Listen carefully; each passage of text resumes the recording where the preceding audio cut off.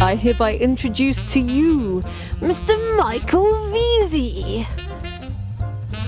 Great. Well, let's talk a final sort of segment to talk about there. I think, Brad, you've given, by the way, some massive information there. When you said any tips for selling, now sometimes people say, yeah, you know, make sure you use all the video possibilities, make sure you use all 9 photos, but you've just given us a step-by-step absolute launch strategy. So that's amazing. Thank you for that.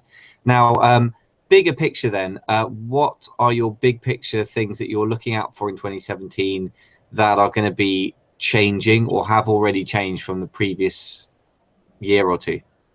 Yeah, so I could answer this in a couple different ways. So I think, so the last couple of years, so when I was at Amazon, hopefully I don't go too long here, but when I was at Amazon, the very first day I started, the guy next to me, his name was Tor, and he's awesome guy. I was like, hey, what are you working on? He said, I'm working on the GSID program. I was like, what in the world is a GSID program? He said, it's a global catalog identification system. And I said, okay, what does that mean? And he said, that means that people can have brands and actually put their own brand on Amazon and have these account numbers linked to their brand.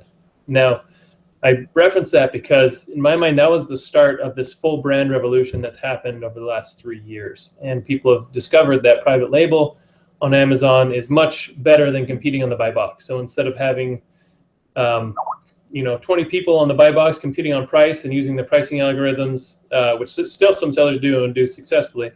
But a big mass has moved to the private label because now you own the complete listing of the ASIN, so you get all the sales on it, unless someone comes in and messes with it. So I think this year, Amazon has been figuring out, and with all the fraud stuff going on, I think, this is probably the same as from what many people have think, is that brand protection and brand control is kind of a big thing that's coming from inside of Amazon this year, and to get more brand control and brand protection, because the original program was built for Sony, someone like Sony, where it said, hey, we have all these cameras that we're selling and there's all these fraud sellers that are selling on the Sony brand. So how do we differentiate between the two? And so they built that when they realized, hey, we could just extend it out to a lot of people. And the program's tremendous success, right? And so these branded sellers, Amazon's getting more and more into the idea of brand gating and brand control. You've seen the new brand content for the detail pages for people.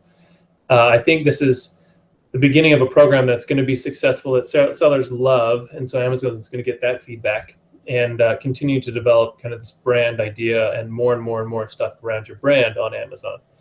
And it also helps consumer trust, right? As people are learning and building these brands, they're getting more and more consumer trust. Yeah, and when it comes to consumer trust, I was reading the other day, and whenever something hits mainstream media, you know that it's really something that the company has to react to as a public relations thing, apart from anything else. So they have to do something and be seen to do something, and that's generally when they overreact sometimes. But I read a Forbes article the other day that was saying that quite a big percentage of people buying on Amazon.com this Christmas, or last Christmas is gone, 2016, had experienced fraud, and there were various Chinese sellers who didn't make clear that they were fulfilling product from China. So it took about 3 weeks to get stuff delivered. Some stuff was just not authentic brand.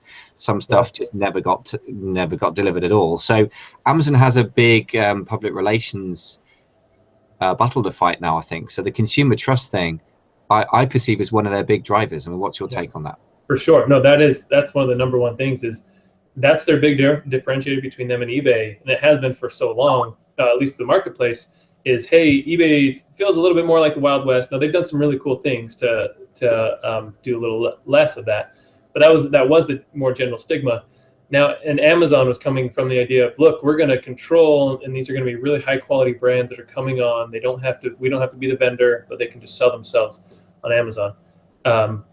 And so the idea of consumer trust is one of the top, if not the top thing that Bezos is going to be thinking about.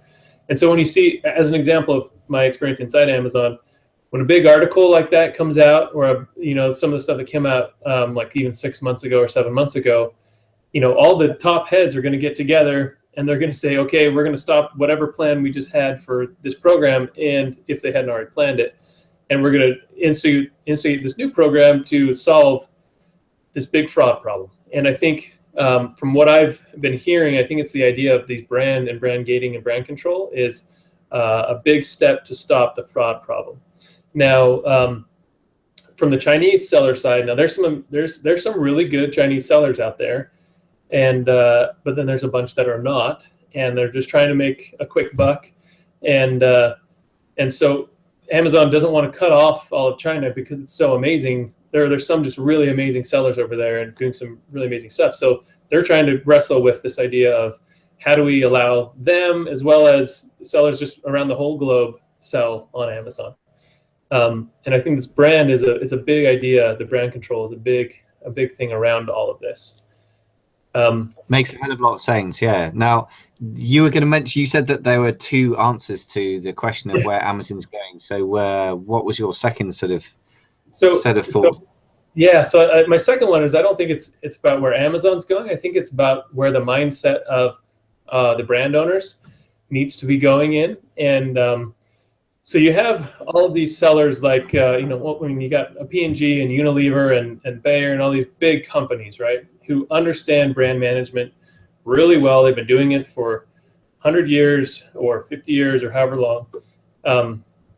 Now you have these new sellers that have been, enabled and who are powerful and really effective at what they're doing at building their brand. And so the idea for the last couple of years is people kind of built this certain degree of their brand, gotten up and going. But for a lot of these, the really good sellers out there, the question is, okay, where do I go next? And how do I enhance this and become even a stronger and a better brand? And I think over the next 2 or 3 years or more, we're going to see a little more, I guess the idea is maybe the word sophistication in the brands themselves of what the brand is, who it identifies with, who's your target audience, who is your segment that you should be going after, and how does your branding affect that segment, and get more sophisticated and sharp in your messaging instead of saying, hey, look, we just launched a new pen that has our brand name on it, so you should buy from us instead of the other guy. Right. So it's an evolution from straight up private labels. So this one happens to say Uniball on it, but I'm sure that I could probably buy this exact design, probably ripped off somebody else's IP in China, which is a whole other discussion I won't have today, and just put Mike Veazey's pens on it and sell it. But that's pure private label, isn't it? So I mean, what you're talking about is genuine brand creation in the proper sense of somebody says pen and they think, oh yeah, Mike Veazey's pens, they're really expensive. Like Mont Blanc is a pen brand, for example, and you're going to go and buy it for somebody, and it's showing them that you spent some serious money on them. It's a thing of beauty. It's rare. It's got expensive adverts in glossy magazines. It has associations with it. In other words, not just a name. Yeah, exactly. And it's even not maybe expensive advertising, maybe not, but it's a brand that understands who its target audience is, and I've seen some sellers starting to do this. This is why I'm thinking this. I'm seeing this kind of happening. Is some sellers just getting really more sophisticated in who their brand is and becoming. Growing up their brand a little bit more, from childhood to kind of adolescence, and then, beyond. And there's some that are doing a really good job with their branding and figuring out who their target audience is and going after that. So I think that's kind of a bigger macro trend, even taking a higher step up. Again, that ties in with the whole consumer trust and where Amazon's wanting to go. So again, if we align ourselves with Amazon and Amazon's concerns, then I guess we're going to be on the same side as them and less likely to have problems with them. Now, I was going to ask you one final issue, which you raised in the fact that you mentioned all the Chinese sellers, and obviously Amazon is courting them and trying to, create a link to them, even to the extent that they have offices over there in China that I've spoken to friends who've been to see them with thousands of people in and all sorts of stuff. How can we in America or the UK or wherever else, people are listening from, I know there's a certain percentage in Australia and India and Germany, how can we compete with the Chinese sort of sellers trying to get direct on Amazon? So there's a couple of, that pretty loaded question there. I would break it down and say, well, what do you mean compete with the Chinese seller? Because the question is, what are they good at that someone in the UK may not be good at? There's manufacturing plants there, and there's some really good competitive costs in those manufacturing plants. Now, there's actually other manufacturing plants around the world that actually have even better competitive costs and it's probably a little bit harder to reach because you can't just go to Alibaba and look them up. But sometimes they are actually on Alibaba. So it's that part of the supply chain. The bigger question in my mind is, hey, if the manufacturer can cut out all the middlemen and hit the direct consumer, where does that leave some of these middlemen who are creating these brands? And that's kind of what majority of sellers are, right?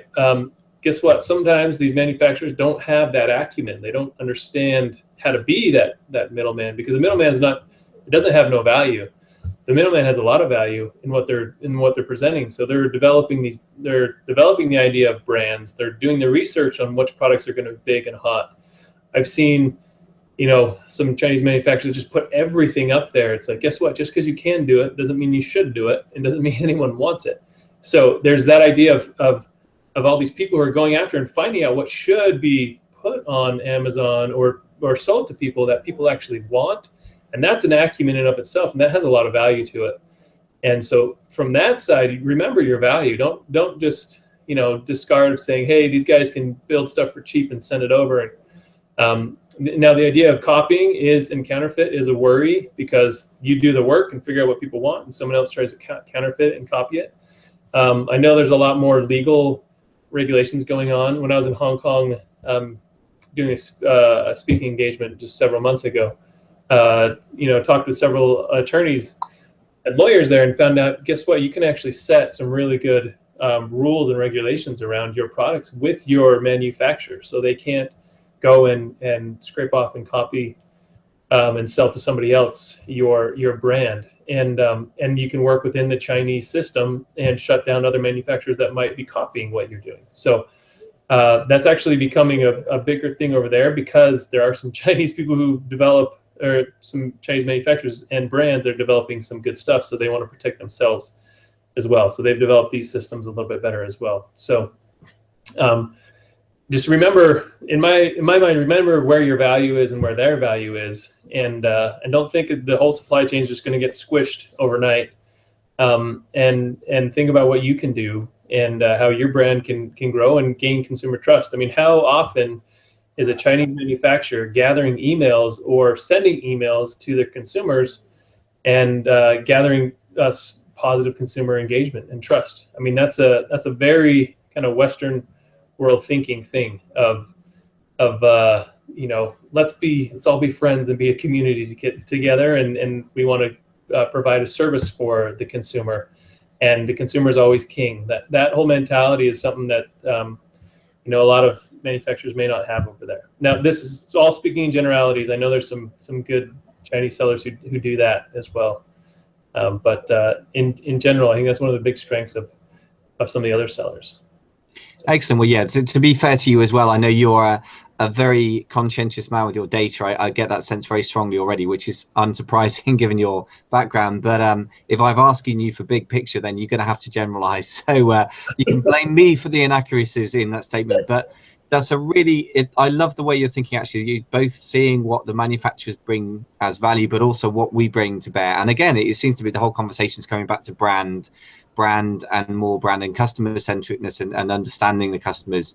And I love also the idea that just because you got everything to sell doesn't mean you should try and sell everything. And it's certainly true that you see buried on page 15. Sometimes I've gone to the same manufacturer and got my product private labeled, and I've been concerned because they're already selling on Amazon. And I had a look, and they are literally on page 15 for the main keyword. I think they don't quite get how to run Amazon yet. So we still have a value to bring to bear. And that's a very reassuring note on which to wrap things up. So just remains for me to say many thanks, Brad. It's been really thought-provoking and very many actionable things, which I always love when it's not just a good conversation, but it's actually I can go away and do stuff. For starters, I'm going to be looking seriously at creating video. That's a very concrete thing we can get on with. And also, building out a brand, and I go back to using some of the skills I've learned on the podcast to take back to my Amazon business, really, and building communities above all. So Brad, how do people get a hold of you if they want to get more of your thoughts for free, or to come and work with you guys on some way? Yeah, my email is pretty simple. It's brad@productlabs.net. And or you can go to our website, productlabs.net, and go to a submission contact us form. We get all of those. So yeah, that's the easiest way of contacting me.